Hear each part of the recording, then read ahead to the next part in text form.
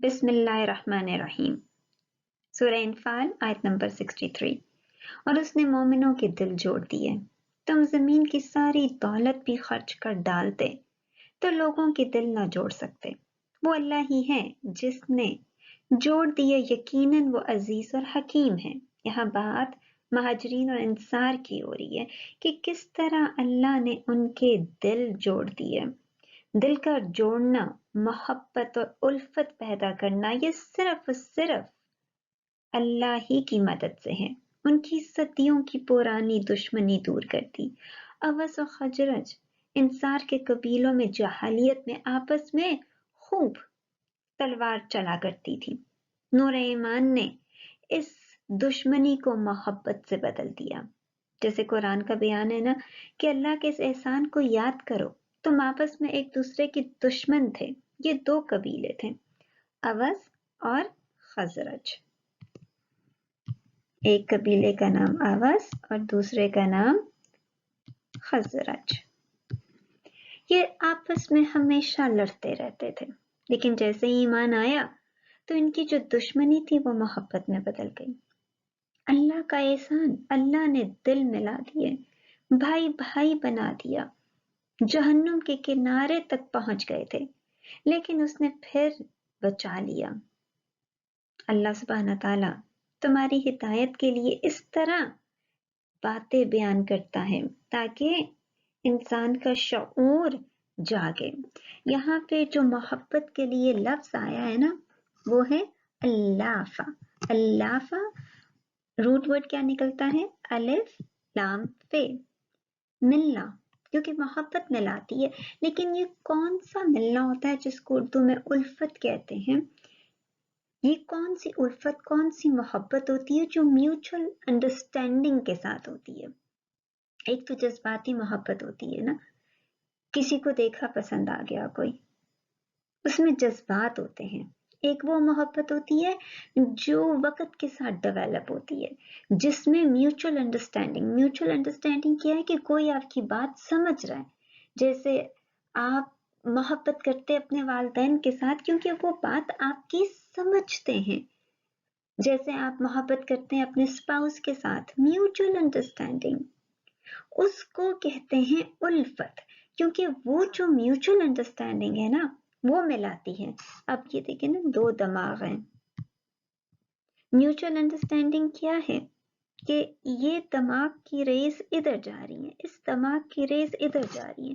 یہ جو پہلا دماغ ہے وہ دوسرے والے دماغ کو جو کہتا ہے وہ اس کو سمجھتا ہے، اس کی بات پر غور کرتا ہے، توجہ دیتا ہے۔ اسی طرح دوسرے والا دماغ پہلے کو جو بھی کہتا ہے وہ سوچتا ہے، سمجھتا ہے، اس کی بات سمجھتا ہے۔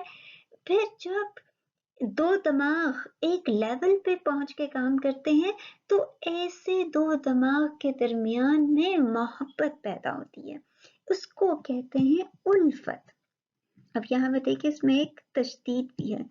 اب یہ جو تشدید ہے نا، یہ فارم 2، کہ یہ جو ڈیولپمنٹ ہے نا، ایک لیول پہ آنا، یہ آہستہ آہستہ آہستہ، اس میں محنت لگتی ہے، کوشش لگتی ہے۔ یہ ایک دن کا یا ایک رات کا کام نہیں ہوتا۔ تو یہ کس کا فضل ہے؟ اللہ کا فضل ہے کہ وہ دلوں کو ملاتا ہے۔ دل کیا ہے؟ قاف لام بے، قلب، قلب الٹ پھلٹ ہونا، کہ جب یہ دو دماغ ایک دوسرے سے ملیں گے تو جو دشمنی ہے وہ الٹ جائے گی۔ کس چیز میں؟ محبت میں۔ دو دماغوں کا ملنا کیا ہے کہ وہ ایک دوسرے کو سمجھ رہے ہیں، اس میں جذباتی محبت نہیں ہے۔ اور یہ وہ کام ہے کہ اگر انفقت، نفق، نون فے قاف، نفقہ یعنی کہ یہ ٹنل کو کہتے ہیں کہ ادھر سے جو چیز ڈالے ادھر سے باہر نکل آئے، کہ پوری زمین کی دولت بھی آپ ڈال دیتے ہیں وہ باہر نکل آتی، یہ کام نہیں ہو سکتا تھا۔ یہ اللہ کا کام ہے، یہ اللہ ہی کر سکتا ہے۔ کیوں؟ کیونکہ وہ عزیز ہے۔ عزیز کیا ہے؟ یعنی اس کا غلبہ ہے۔ غلبے کا کیا مطلب ہے؟ کہ وہ ہر چیز پر कंट्रोल रखता है, और उसका जो ये कंट्रोलिंग है ना, ये हकीम है, काफी हिकमत पर है। हिकमत का क्या मतलब होता है? Making a right decision at the right time. उसको पता है कि ये जो टाइम है ना, ये है ये दो दिमागों के मिलने का। वो सही टाइम पर सही काम करता है। तो पता क्या चला? उम्मीद उसी से। जब आप उससे उम्मीद रखेंगे, कभी ना उम्मीद नहीं हो सकते। जब आप उस पर तवक्कल करेंगे, तब वो आपको सरसब्ज बाग दिखाएगा। वो अपने कामों में हकीम है। इब्ने अब्बास रज़ी अल्लाह अन्हु फरमाते हैं, कराबतदारी के रिश्ते टूट जाते हैं, नेमत की नाशुक्री की जाती है, दिलों में मैल आ जाती है, लेकिन जो काम अल्लाह के सुपुर्द किया जाए वो पूरा होकर रहता है।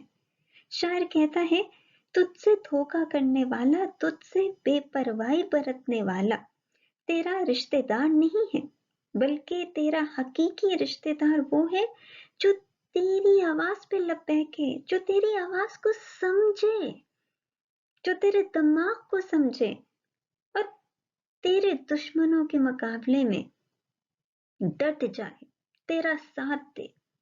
और शायर कहता है, मैंने तो खूब मिलजुल कर आजमा कर देख लिया, कराबतदारी से भी बढ़कर दिलों का मेल जोल है कि दिल आपस में मिल जाएं, आपस में दिल, कराबतदारी, रिश्तेदारी, लेकिन उनको निभाने के लिए क्या आपको चाहिए? उल्फत। और उल्फत क्या है? दिल मिल जाए। इब्ने मसूद रज़ी अल्लाह अन्हु फरमाते हैं, उनकी ये मोहब्बत राह खुदा में थी, तौहीद और सुन्नत की बिना पर थी। इब्ने अब्बास फरमाते हैं रज़ी अल्लाह अन्हु, रिश्तेदारियां भी टूट जाती हैं, एहसान की भी नाशुक्री की जाती है, लेकिन जब खुदा की जानिब से दिल मिल जाते हैं तो उन्हें कोई जुदा नहीं कर सकता। फिर आपने इसी आयत की तलावत फरमाई। उबैदा बिन अबी लबाबा फरमाते हैं, मुझे हजरत मुजाहिद रहमतुल्लाह अलैह से मुलाकात हुई। आपने मुझसे हाथ मिलाकर फरमाया, जब दो शख्स खुदा की राह में मोहब्बत रखने वाले आपस में मिलते हैं, एक दूसरे से हैंडशेक करते हैं, तो दोनों के गुनाह इस तरह झड़ जाते हैं जैसे दरख्त के खुश पत्ते हो जाते हैं। जैसे दरख्त होता है, इसके ऊपर जो पत्ते इतने खुश्क हुए हुए होते हैं, खुश्क पत्ते कैसे नीचे से झड़ जाते हैं। तो जब दो आदमी जो सिर्फ अल्लाह से मोहब्बत करते हैं और एक दूसरे से मिलते हैं सिर्फ अल्लाह के लिए, जब हैंडशेक करते हैं तो उनके गुनाह इसी तरह जो हैं वो गिर जाते हैं। मैंने कहा, ये काम तो बहुत आसान है। फरमाया, ये ना कहो, उल्फत में बड़ी मेहनत लगती है। और उल्फत किसके हाथ में है? अल्लाह के हाथ में है। और वो उल्फत तभी देगा जब टाइम आएगा उस चीज का।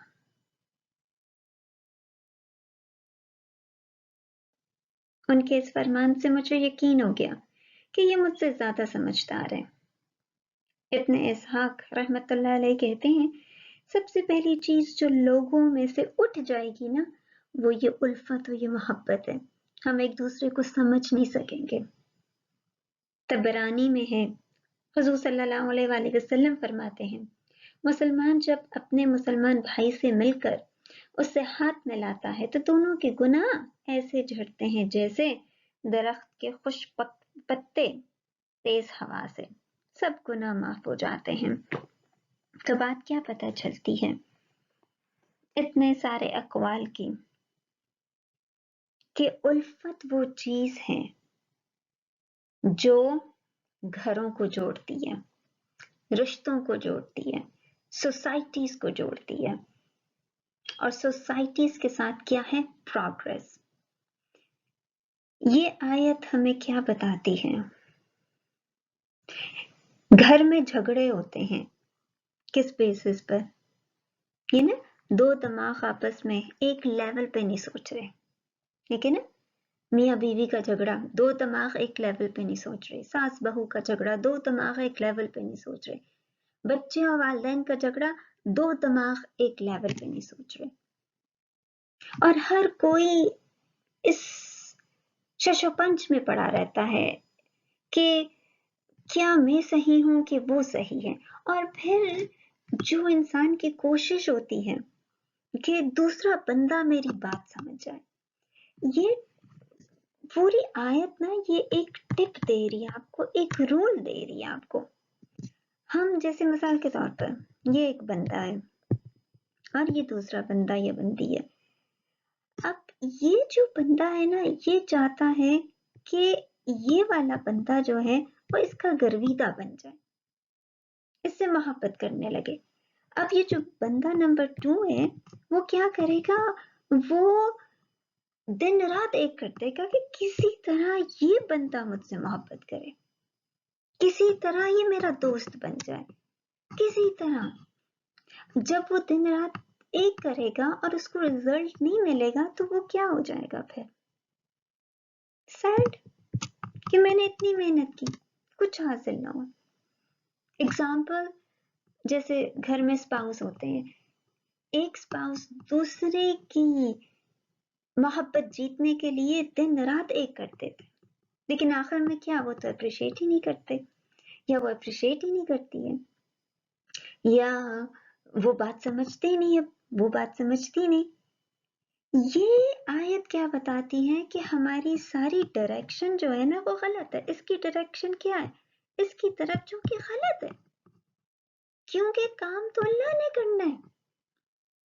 बनिस्बत इसके कि हम अल्लाह के आगे झुके, बनिस्बत इसके, क्योंकि इसमें इस आयत में साफ साफ ये है कि अल्लाह कंट्रोलिंग पावर है, किसी और के हाथ में ये उल्फत नहीं है। अगर किसी और के हाथ में ये उल्फत होती तो वो अवस और खजरज जो थे वो कब का आपस में म्यूचुअल अंडरस्टैंडिंग कर लेते, क्योंकि वो तो ट्राइबल थे ना, आगे पीछे सुबह शाम दिन रात आना जाना था। लेकिन ऐसा नहीं हुआ। एक टाइम आया जब अल्लाह ने इन दोनों को मिलाया, एक टाइम आया जब इनके दरमियान उल्फत पैदा हुई, एक टाइम आया।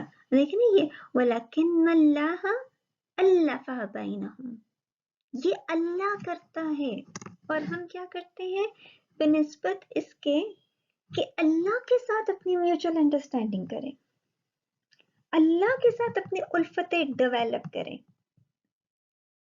क्योंकि हमारी भी तो म्यूचुअल अंडरस्टैंडिंग अल्लाह के साथ होनी चाहिए ना।